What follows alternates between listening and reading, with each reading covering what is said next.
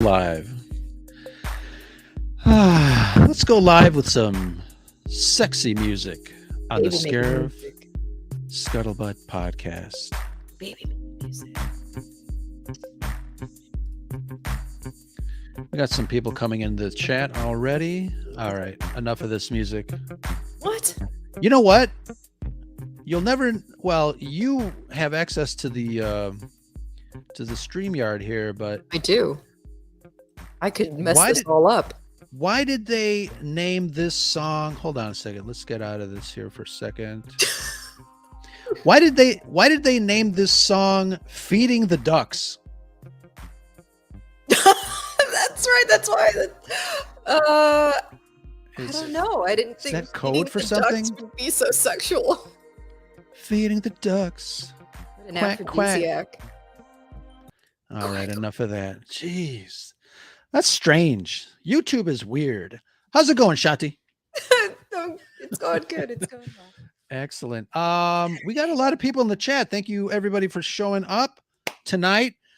We have a wonderful, wonderful guest. Can't wait to bring him on the show. But Shanti, this morning I got a very excited email from our pal Brad, somewhere out in the sea there. Sure. But he's caught up. He's caught up on Andor, and he is absolutely loving it. Good. I'm glad. We was did worried.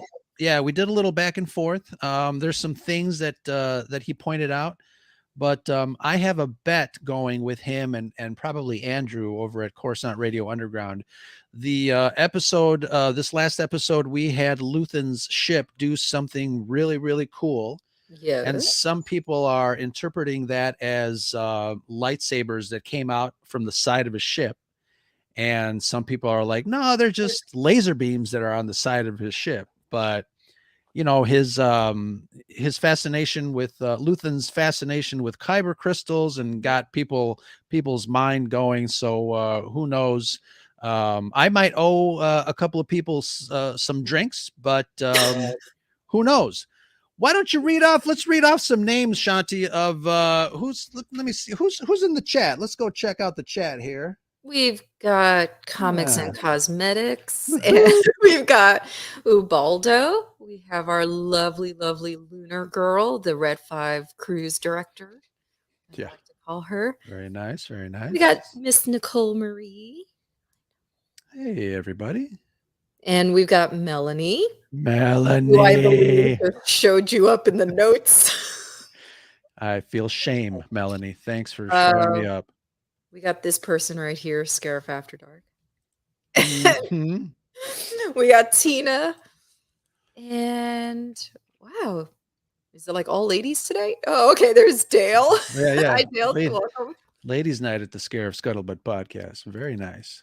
We got Megan and DB. Oh, they're really rolling in. Dave Richards. Dave. Megan's here?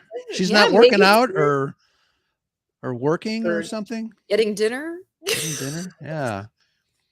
Wow. That's great. Scuttle Buddies. Yes, that is. I hope everybody has caught up to the Andor show. But I'm really excited to bring our guest out. We share some synergy. We've been talking for a couple of months. I really wanted to get him on. Absolutely. It's going to be a fun show. And everybody in the chat, don't forget, Shanti and Josh are going to be on Scarif After Dark at what, 8:30? 9:30. 9:30. Well, 8:30 my time. Eastern, 8:30 road time. Right. Excellent. But let's bring our guest out after this. If you are just coming in, grab your popcorn and your adult beverage. There's plenty of seats up at the front, baby. Let's get this party started.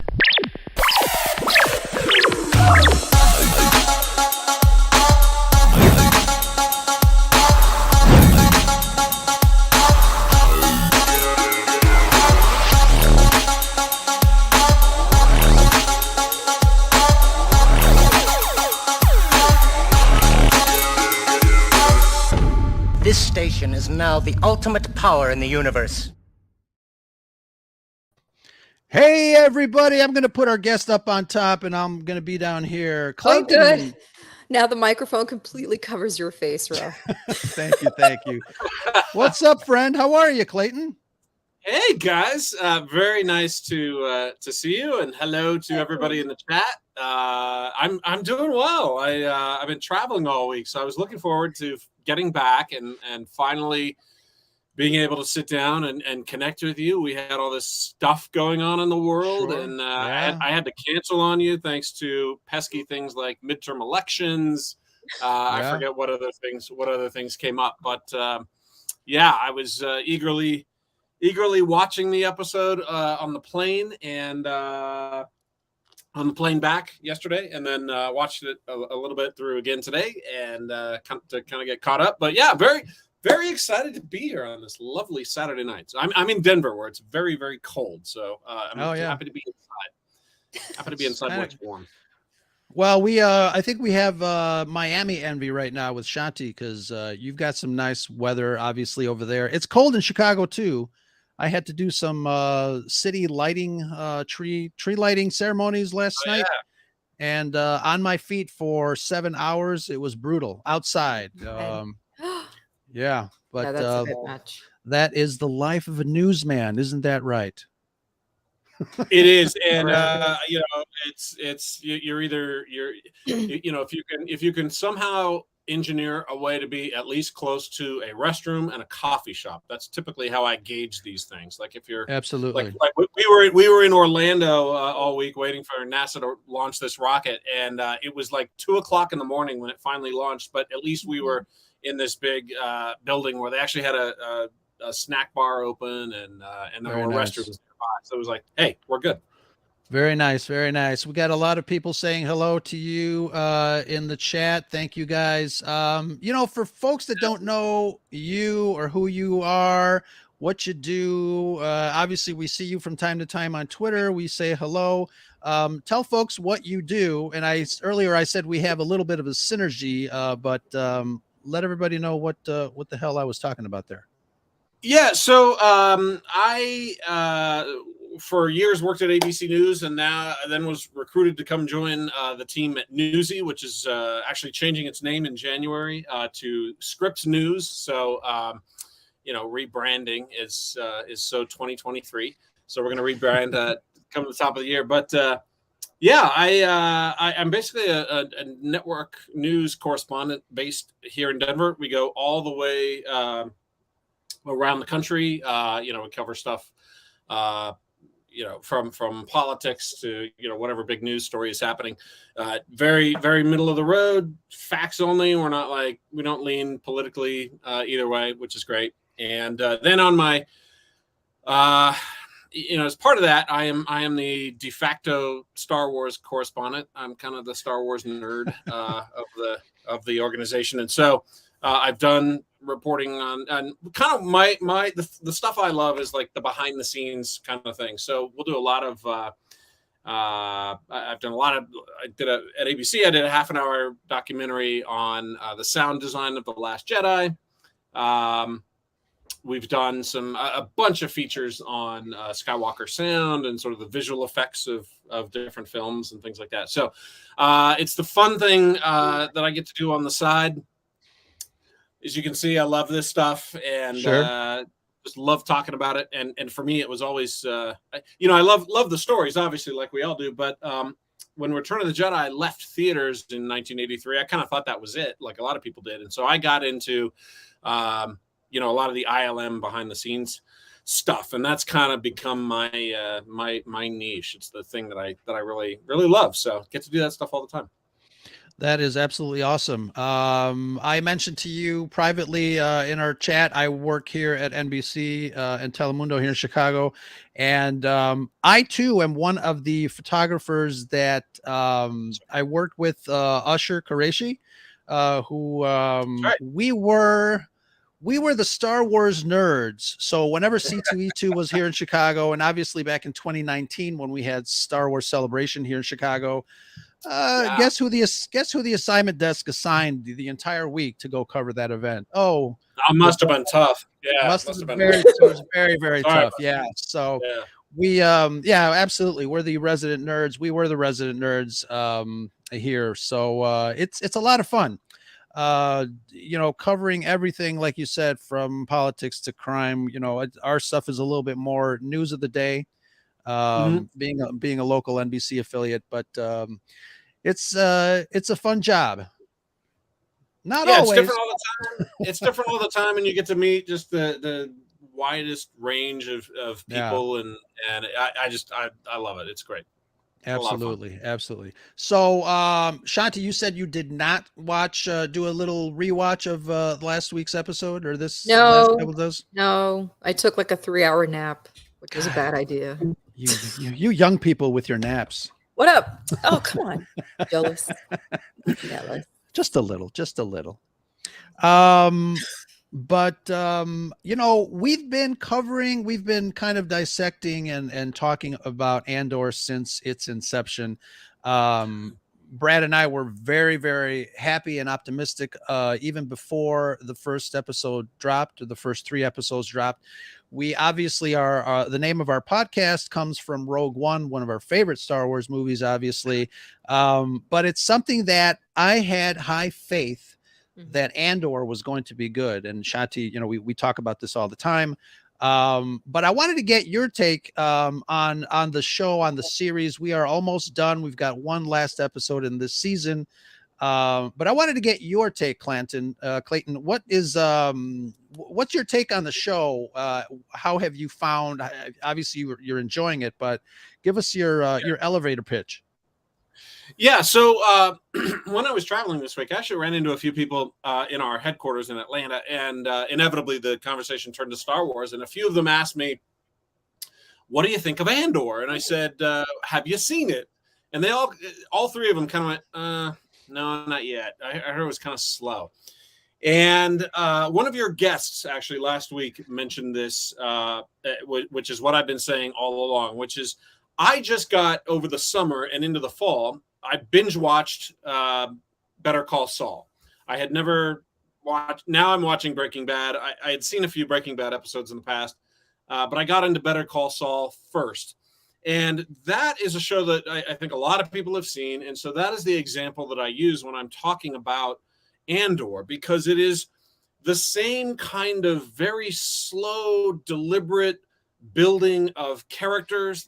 These characters are so far removed from being one-sided. They have multi-dimensions. They have different motivations. They have sometimes changing motivations, goals, changing goals, all of these characters in the storylines that they're building here are very complex. Yeah. And yes, the first 3 episodes, I agree, were slow. And in fact, I kind of felt like the trailer in a way was a bit of a bait and switch, because you look at the trailers and they are just action-packed, TIE fighters and Star Destroyers and action and explosions and all this stuff. And then when you finally get into the episodes themselves, the pace is much slower. But what I find with Andor, which is exactly the same thing as I found with Better Call Saul, which was that it really, as it slowly builds these plot points and these developments, when something big happens, it's like it's really big, and you really feel the impact of it, and you understand the consequences of it, and the ripple effects, how it's going to affect all of these different characters, because you've seen how they are all invested in it. And so that's sort of my take. Yes, it's a slow build, but it is totally worth it if you stick with it. Absolutely. And first they announced that they were going to drop the first 2 episodes, and then I think towards the last second they said we're going to do the first 3, and everybody's like, "Oh my God." And I think that was a good move, because the first 3 episodes do have they end up with a nice little arc, a story arc between young Cassian and present day Cassian. And that shot when they were both looking out the ship's window was great. It was almost like their twin sons moment, their realization of little Cassian is like, what will my future hold, and present Cassian was also like, what does my future hold? So it's really great, if you look at it that way. And I know some people were holding off on watching the show. I'm noticing that one of the websites that reports viewing trends, that even in the last 3 days, the show's demand for watching, for viewership, has increased like 33.5%, just in the last 30 days. So I think a lot of people are discovering it, or listening to other people saying it is slow, but oh my God, it's like the best thing since sliced bread. And obviously our show, we've really been talking about how great, wonderfully written, exquisite the acting is amazing. Absolutely. What was I was gonna ask you guys something. I don't know, but the chat is going insane with Clayton's toys in the background. Yeah. the one place in the house I'm allowed to keep. Everyone's loving your ships. Yeah. This was if anything good came out of the pandemic, it was that I had all this stuff just sort of sitting around, and I finally decided to go to Home Depot and get some hooks and put it up all on the wall and paint the wall. But you talked about people discovering it and viewership being up, and I hope that continues to be true. And you may have already talked about this at one point, but it was encouraging to see, and maybe a sign that it's not getting as many viewers as they want, that Disney is going to put it out on ABC and on Freeform and on these different TV platforms where hopefully more eyeballs will catch it. Yeah. And I think that's a good move. Obviously, Disney and Disney and ABC are kind of in cahoots there, obviously. But I think as more people experience at least other people's reactions, they'll at least be curious about it. I told Brad, our co-host, that is in the Navy. He's out to sea somewhere. He won't be back for a couple of months, but I told him that I'm almost afraid to go back to regular Star Wars. We have been really spoiled with the rich content that we've gotten in Andor, and by that I mean obviously the chat is talking about the writing. There's no wasted word.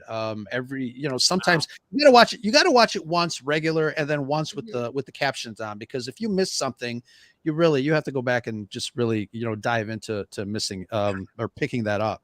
Yeah. If anybody was ever a fan of House of Cards, that Kevin Spacey show, Bo Willimon did some writing, a lot of writing for that show, and it's the same to me, kind of intrigue, slow build. Everybody's kind of it has a similar feel. Even the music has a sort of similar feel to that show. But some of my favorite episodes are the ones that Bo has written.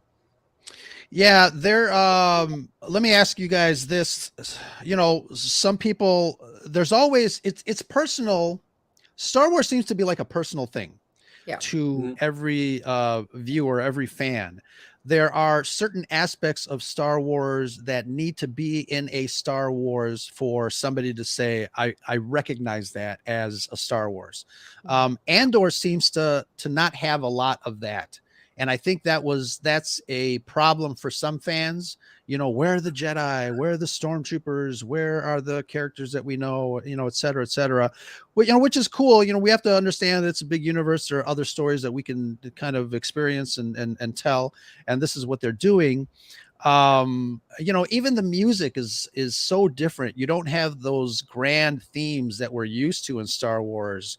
The John Williams, orchestrations that are so familiar. And even in Rogue One, I was not used to the music being non-John Williams, and it slowly grew on me.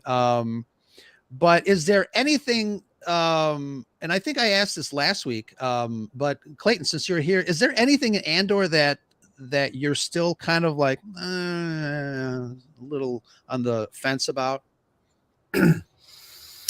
Not really. I mean, it is starting to really come together. I think this episode was sort of this episode in which we kind of check in with everybody. Like, we saw all the characters in this episode, whereas other episodes have been very narrowly focused as far as characters. So I thought that was cool, because it was kind of really setting up I think where the finale is going. The threads seem to be coming together a little bit. But no, I can't say that anything really that there's anything I don't like about it. It is stylistically, as you say, different from, say, The Mandalorian, which is just kind of the fun popcorn story of the week. And it's just a totally different approach, totally different style. But Star Wars has now just gotten so big, whether it's Sure. films or the live action shows or the comics or the novels, all the High Republic stuff that's going on. I mean, there's a lot of different Star Wars for a lot of different fans. And you don't necessarily have to like it all. But it's but yeah, there's nothing that really stands out to me about Andor that I think it's lacking yet. Yeah, sure. They're doing a fantastic job. Well, I want to get into the episode a little bit, Daughter of Ferrix. There's a lot of stuff in here that is very deliberate as far as the filmmaking aspect, the storytelling. Let's I want to get into it. So we start out with the prison break. Last week we had some shots of, I was sharing the screen and we got some nice copyright flags. So I won't do that again this week. Anyways, we start out with the prison break from the previous show. There are one of the things that I'm really, really loving about Andor, and I think it's something that Book of Boba Fett didn't have, even Kenobi didn't have. There are some amazing wide shots in Andor, some shots that really help you sell the environment, the grand scope of the locations that we are in. So this first shot where we have Cassian and Melchi hanging off the side of a cliff, hiding from the it's not a TIE fighter, but it's an Imperial, and I forgot what the name of the ship was. We see it in Rogue One, actually, a little Easter egg there. Striker? Is it the Striker? Yeah, right. But there's this shot that just comes around and you see the ship go overboard, and then the shot just kind of pans around and you see them really tiny in the frame, and it just keeps on going, and it just kind of trucks in, and it's just a beautiful shot. And they do a lot of that stuff, and I think it's one of the things that sets this show apart from any of the other small screen Star Wars. And we literally start with a cliffhanger. Yeah, exactly. One of the things that I love too is last week's episode, was it last week or the week before, they were talking about no one is listening. The Imperials don't care. Right. They're in the prison, so nobody's listening.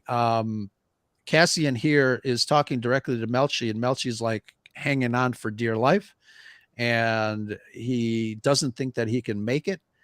And Cassian says, I'm listening, and it's kind of a great little parallel of characters here, because I think Cassian meets his friend here for the first time. We obviously see him later on in Rogue One, but he's learning how to be I guess a friend, a team player, a leader, which I find great. Me too. I totally agree. Yeah, I think that as each episode has gone on, and I think this is how just another example of how the character is building along with the show, is that each episode seems to have Cassian interacting with somebody important and new that teaches him a different aspect about what he's going to have to do down the road. And I think Luthen does that. I think Melchi does that to an extent. So yeah, it's you can almost see every week, every episode how that character is developing and building into something big. I'm seeing a less and less selfish Andor. Yeah. Sure. Mhm. Yeah, absolutely. Mhm. Yeah, Totally. And this is an interesting feeling for me. You know, obviously we know what happens to his character in Rogue One, but every episode I'm like, you know, I'm biting my fingernails because it's so suspenseful, and you want to get to the next episode because you want to know what happens next. And obviously, you know, we know, like I said, we know what the fate of the character is, but it's structured so well, story wise, character wise. Even the background characters are fun to watch. They're fun to listen to and get to know. You know, characters like Brasso, Cassian's friend on Ferrix, Cinta, Vel, obviously. These are very well written characters, and I think obviously the actors that portray these characters really are doing a fantastic job. Let alone the main characters like Genevieve O'Reilly, who is oh my gosh, She's so good, blowing that role out of the water. Yeah. I want to ask you guys this. So we get to see, spoilers for everybody that has not seen it, we get to experience Marva's death off screen, and I wanted to ask you guys what you thought of that, and even more to hit you in the feels, we get to experience it almost through the eye, well, directly through the eyes of the droid B2 Emo, which adds another layer of emotion. What'd you guys think of that? Well, just like Batman never seems to get Alfred wrong, Star Wars never gets the droids wrong. I love every single droid that we have to end up connecting with, and it is amazing to me how they get us to care about something that we in the real world just see as something that is completely emotionless. So it's amazing to me that Star Wars has always given these droids a soul, essentially, because experiencing her quote unquote death, because there's a lot of conspiracies out there right now that she may not actually be dead. Right. We didn't actually see it happen, but man, I teared up, like I'm sure a lot of people did. You really felt the grief that this little droid was going through. Yeah. Just hits you in the feels. Yeah, it really did. I think that was my favorite part of the episode was B2's reaction to her death. And I hope that it isn't a red herring, because I think that it carried a really poignant gravity, having her die. I mean, we knew, that is the thing that is going to trigger all of these people coming back to Ferrix, including Cassian.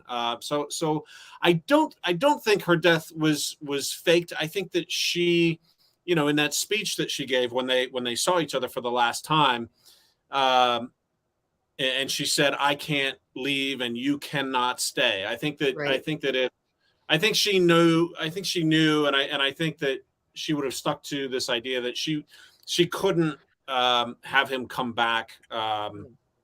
Because she probably knew her death would cause him to come back. So I don't think that for that reason she would have faked it and put him in that kind of jeopardy. But yeah, watching that droid, and you talked about droids in Star Wars, and it really, it's true. From 1977, we knew immediately that droids were these emotional characters. Yeah.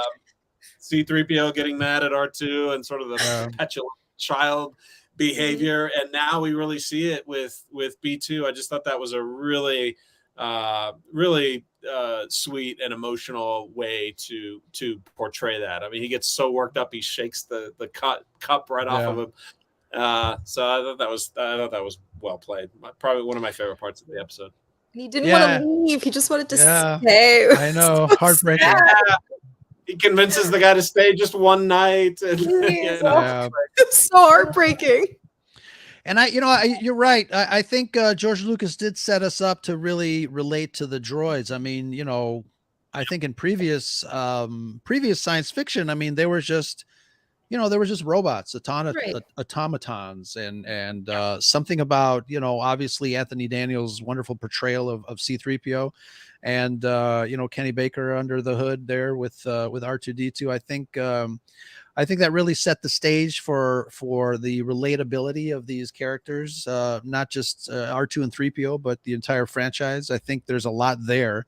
And so one of the things that I thought that they did deliberately, I think it was very interesting that they chose to show the audience Marva's death off screen.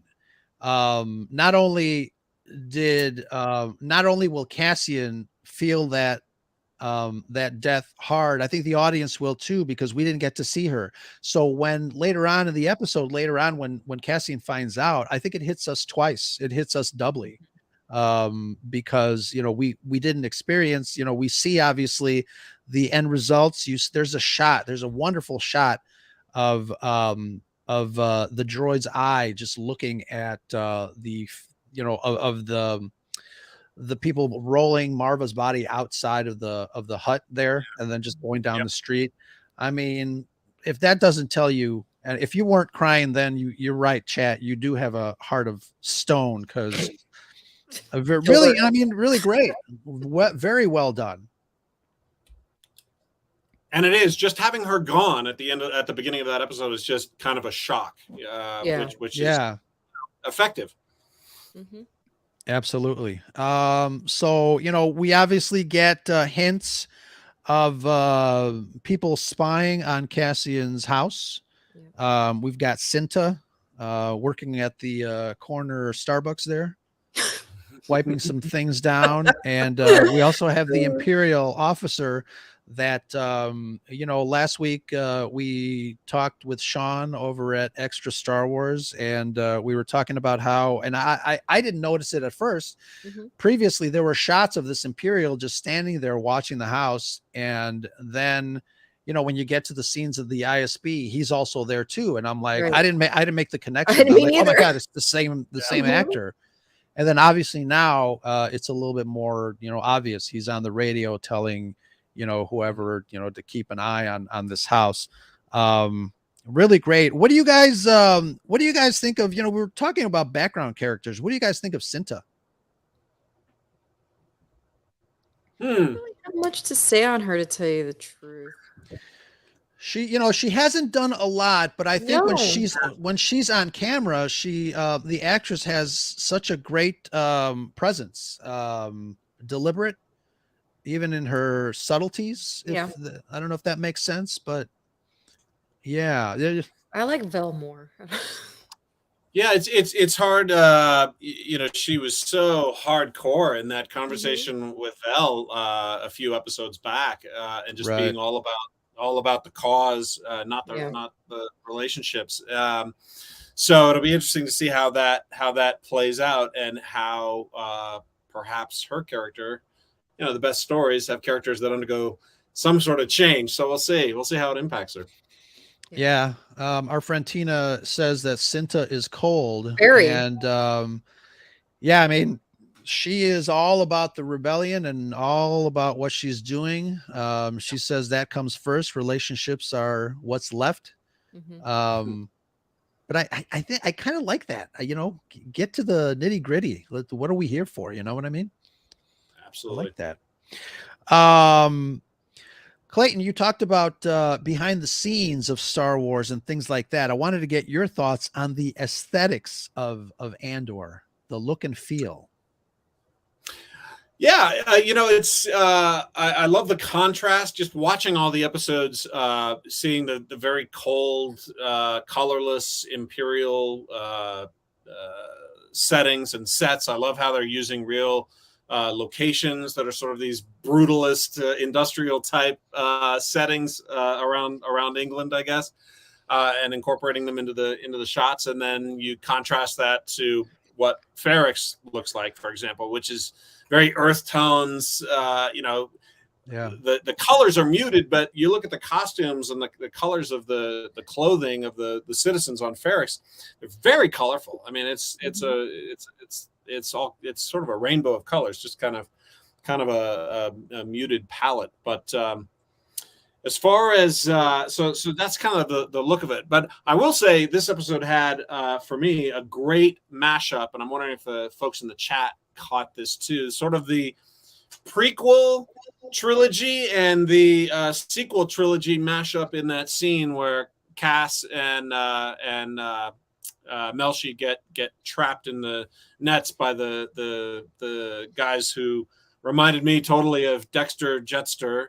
And then you had the quad jumper from Force Awakens. I thought, wow, we're like, for a show that doesn't apparently do fan service, it was like, hey, there's a cool kind of mashup there. I love that. Yeah.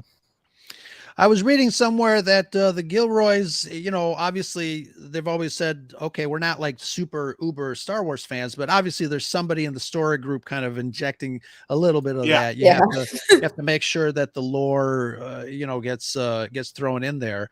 As far as I mean, just I'm really loving it. I mean, looking at something that impressed me, which is a little bit of a detail, that quad jumper, the sound design, when it takes off, you've got, they did that in Mandalorian too with the Razor Crest, but the thrusters, when it lifts off, there's a panel on that quad jumper that's kind of vibrating because it's taking off and the wind is kind of taking it off, but you can feel how old that ship is, and I love it. I absolutely love it. Getting back to let's talk a little bit about Luthen. There is a lot of talk obviously in the chat, but also on the Twitterverse regarding Luthen and not only how badass his ship is, but just his character. Who is this guy? Are we going to learn a little bit more about him at the end here? Will he survive? Why is he not in the original trilogy? What's going on? No, he's totally going to die. It's a really great question. I think at least for now, and probably through the finale, I'm guessing he'll kind of remain a bit of an enigmatic character. He is. I hadn't really thought about. I saw a little bit of the chat about the idea that because the kyber crystals and the lightsabers on the ship or whatever that was, about the possibility or the speculation that he could be some sort of Jedi or Force sensitive something or other. I don't know. I honestly don't.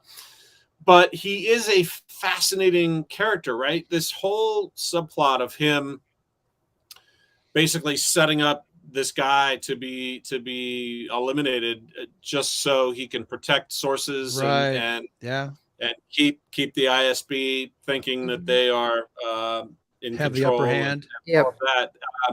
But it's interesting to watch him do that, and you can tell that he is not doing this lightly. I mean, he's clearly made his decision, but he's not doing this lightly. And the reason I say that, and what stood out to me, is in that scene with Saw. As Saw would say, "Oh, you're talking about 30 men," and he would say, "Plus this other guy." I'm forgetting his name. I wrote it down. What's his name? Anto Krieger. And he would say 30 plus Krieger.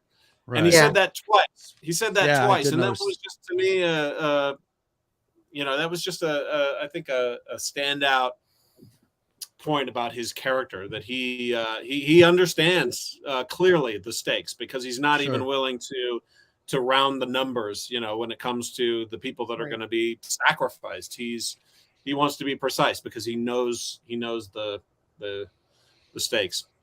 And I loved that scene because Saw is so surprised, taken aback. Yeah, I mean, it was actually surprising for me because I'm not the biggest fan of the Saw character, but even seeing his surprise at having to sacrifice this one guy, I was like, oh, but you're Mr. You don't really care about all the casualties. So it was an interesting scene for me. That was my favorite scene actually in the entire episode. Yeah, I wasn't and the way he blamed it on Tubes. And right. So yeah. funny. I mean, Tubes I love Tubes as a character. Yeah. I was surprised that somebody was able to surprise Saw. Yes. That's why I love because him.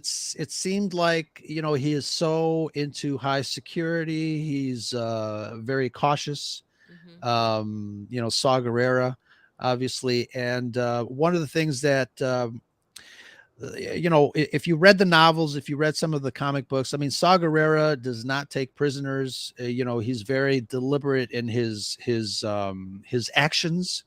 He, you know, if he needs to eliminate an Imperial, he'll throw a bomb in a crowd, and he will not care about collateral damage.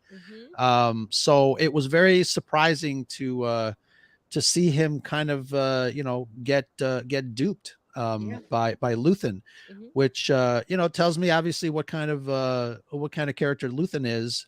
Um, they're almost neck and neck. I feel, you know, they're, you know, Clayton, you said it. He was willing to sacrifice 30 men plus Krieger, Yeah. just to make Yeah. sure that the ISB was not looking in his direction. Well, and I think it starts to set up a little bit of the. I mean, there's paranoia in this scene where Saw, I think, realizes on some level, if he doesn't say it out loud, but I think he does realize that, you know, Luthen is selling out Krieger in this case. Luthen could just as easily be selling out Saw Gerrera. And I think Yeah. he realizes that, and then that paranoia starts to set in, and there's even that sort of humorous exchange where Luthen claims that Two Tubes is his source, is his plant with the organization, and Tubes, rightfully so, gets pretty hot Pretty under the upset collar there, about yeah. that. But it really Yeah. does, you know, that is sort of this initial glimpse of just how and why Saw becomes so paranoid and unhinged when Jin comes to see him in Rogue One. Yeah. Yeah. Yeah. It's yeah, I think, you know, watching when we are finished with, I guess, even season 1, you know, it'd be great to see if rewatching Rogue One gives us any other insight or interpretation. Obviously, we've got this, you know, the same writers, you know, on both properties, so it'd be really interesting to see if we take anything from that. I love it. Love it. Sure. Let's see what else. So I I might have to talk to my therapist about this, but I really love Deidre. Okay. She's I my mean, what's She's not to love? awesome. Really? she's my She's girl. she's great. Yeah. She's decisive.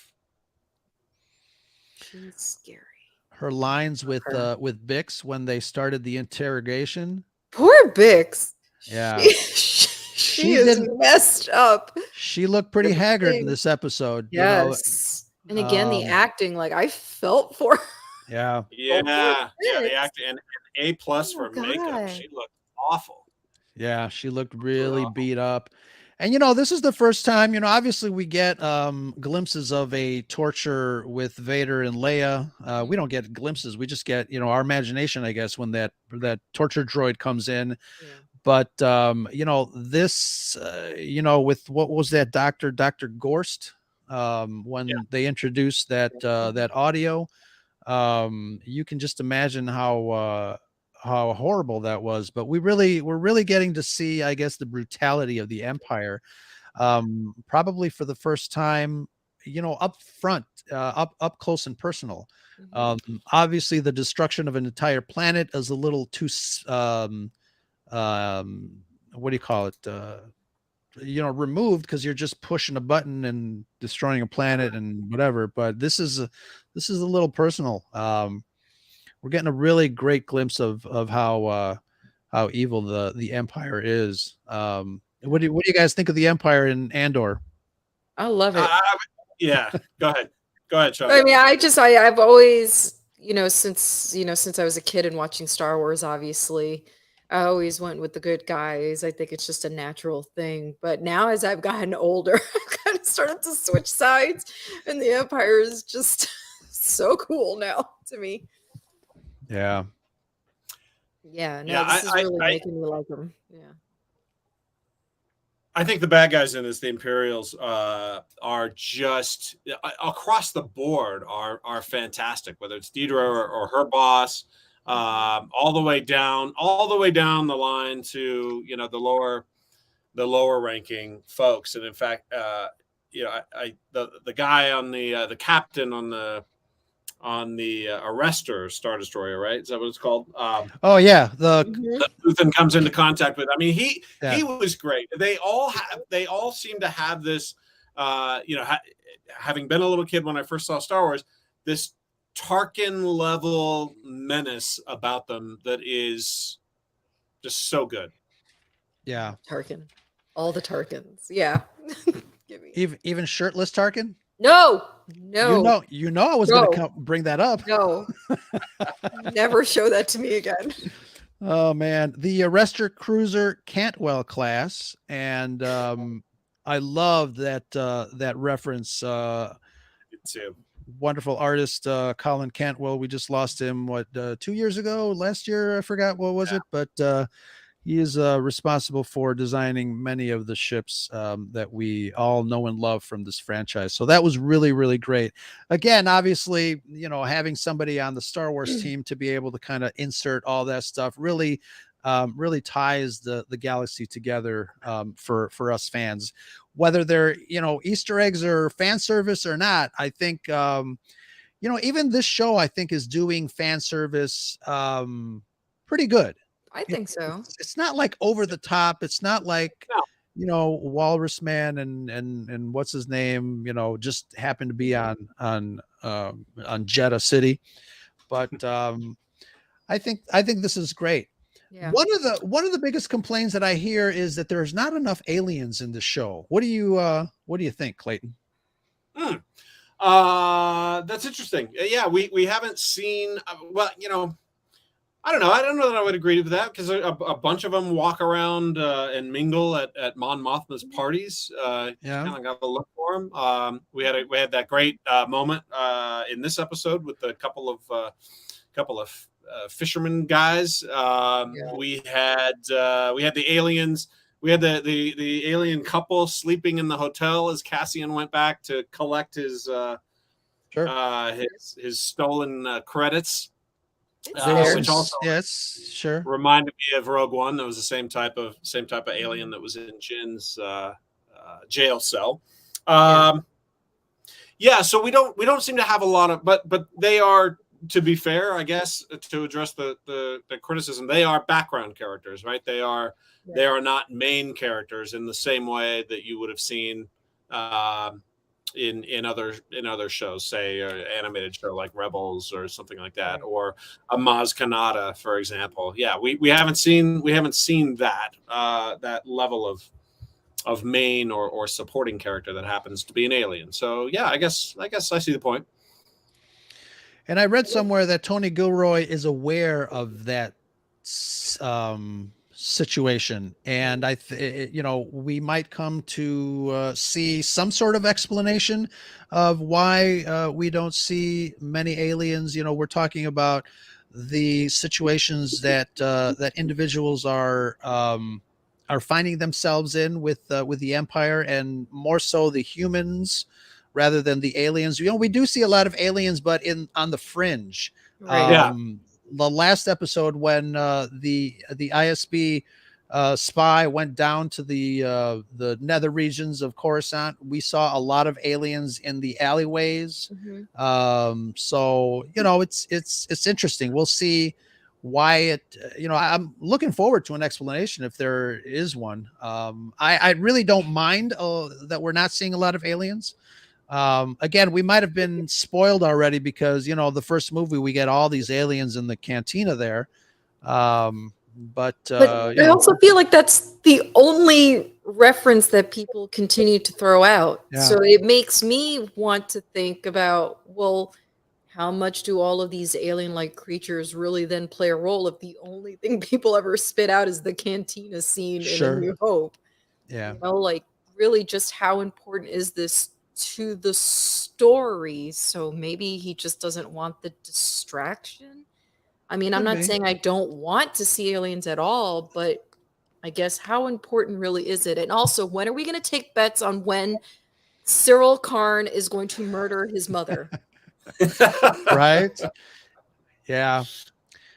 Yeah, he's it's wanna interesting know. because they're really stretching out his whatever I arc. want to know why Yeah, too. whatever his they're arc really is. stretching his story out. Especially now that he's raided her safe and taken all of her money, right? Yeah. Yeah. What any bets on what he has in his secret box that his mom apparently snooped in? The rope that he's going to use to kidnap Dedra. More Cocoa Puffs? Space Cocoa Puffs? Yes. Exactly. He is in love with Crazy Eyes. That's too funny. Yeah. Yeah, I mean, we are 11 episodes in, a couple of days for the finale. They start shooting season 2 at the end of the month, and I'm very excited. One of the things that somebody had mentioned is they were surprised at how well this series is using just a few sets and a few locations. You've got obviously Mon Mothma's apartment. You've got Luthen's Etsy shop. Right. You've got Cassian's home. But they, as expansive, I think, as this series is from a budgetary standpoint, I think they're doing a really good job of yeah, it's almost like a play. Like these are the main focuses, and we're only going to give you these, 3 to 4 locations, and that's it, which I'm fine with. Yeah, absolutely. Excellent. Yeah. Any final thoughts? I want to ask one quick question. What is everybody's standout moments in this last episode, the daughter of Ferrix?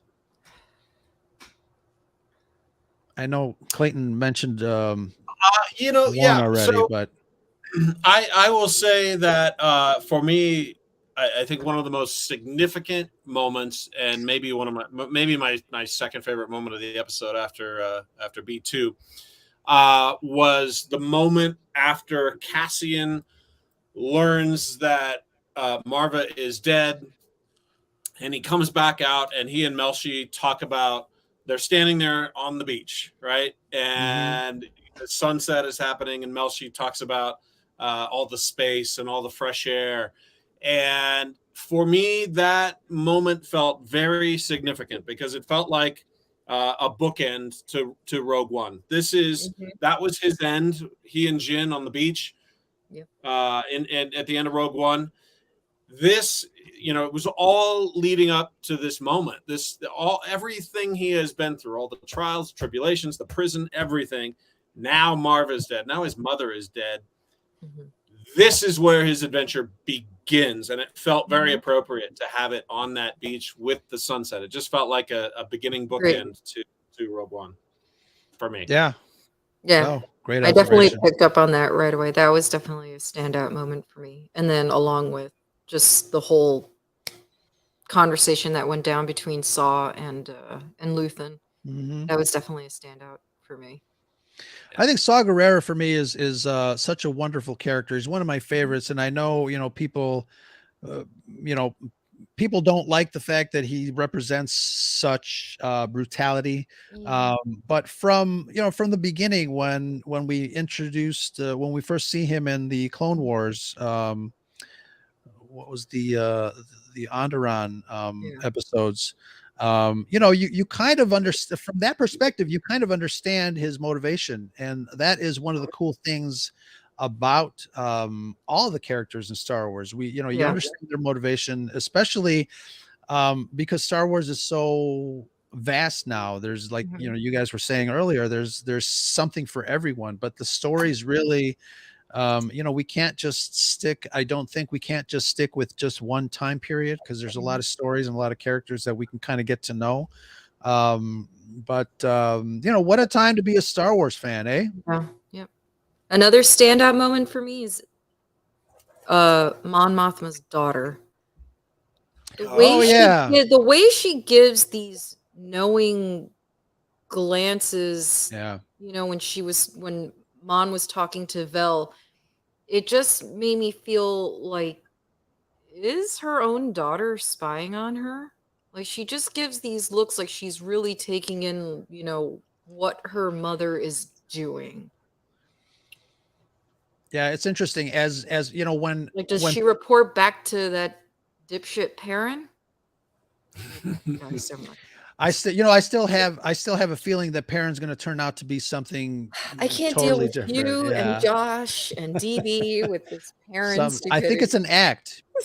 You No, go back. I swear, I hope you guys are wrong. 'cause Yeah, I we'll can't see. take it.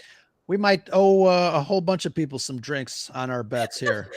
Oh Yeah. God, Yeah. never gonna hear the end of it. But as parents, people say that no matter what the parents are doing, the kids always seem to pick up on things. Oh, So yeah. I think Kids maybe know, man. there's a little bit of that in there. Mhm. It was interesting too to see Vel and Mon Mothma, when what's her name, Leda, when they were doing that like little religious thing with her friends. Yeah. It was kind of interesting to kind of introduce that aspect of it. Mhm. Again, going back to it just seems like every character here is worth diving into. You gotta watch everybody. You do definitely have to watch Really do. everybody. Mhm. This is definitely playing out like an HBO drama, and I absolutely love it. Yeah, it's like a whodunit. Love it. Yeah. I agree. One last thing, predictions. What will be the end scene for the next episode? Everybody dies. Yeah. They've The been a end. ghost this whole time. I do have an idea. I think after all of these people come together on Ferrix and there is some big blowout, because they're all going to be there. It's the big finale climax. I think the last scene, I don't know how it's going to happen, how they'll stage it, but I think the last scene is going to be Cassian's sister showing up. I that totally forgot about that. Yes. That was such an important thread at the beginning of the show. Yeah. And then Mhm. Marva, I think the last reference to it was when Marva said, "Stop looking for your sister," many Yeah. episodes ago. But I'm thinking that maybe she shows up and she may be an Imperial. I'm just saying. It could very well be. Yeah, interesting. Yeah. What if she's Emphas Nest?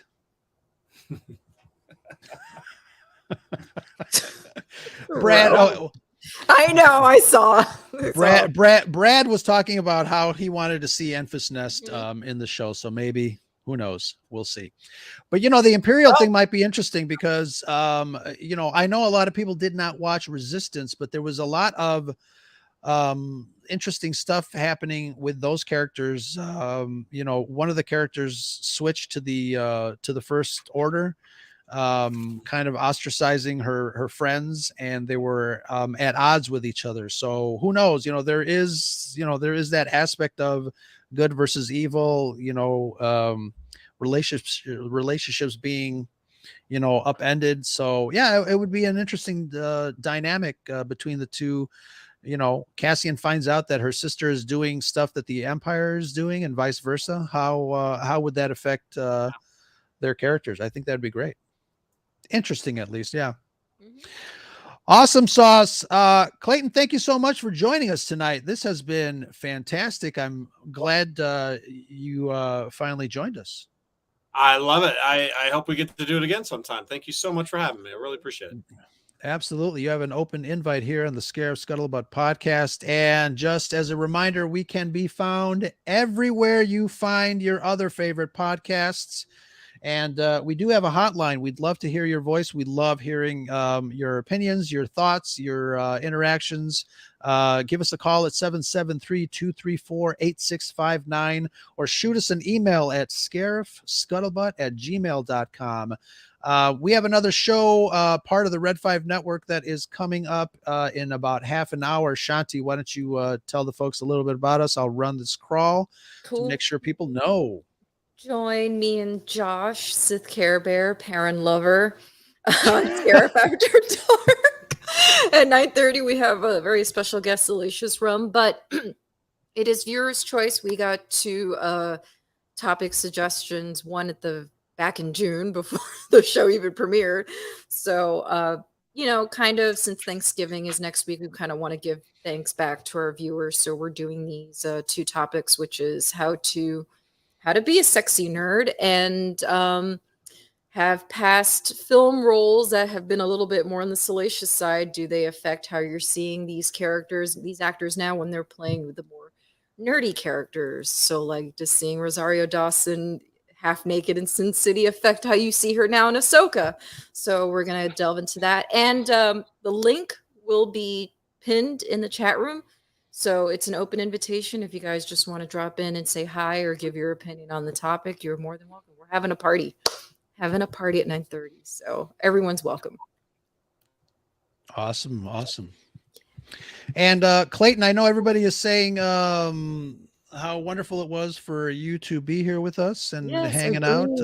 Where can people find you just to say hello there? I had fun. Yeah. For now, until it implodes, I'm still on Twitter at Clayton_Sandell. And then if that goes to hell in a handbasket, we'll figure something else out. But I'm still there for now. I think I still see the autopilot engaged, so I think we're good.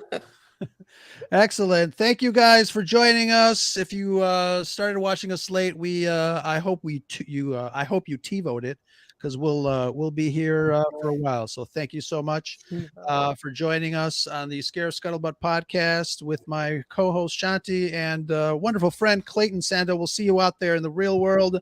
Talk to you guys later, and that's the Scuttlebutt.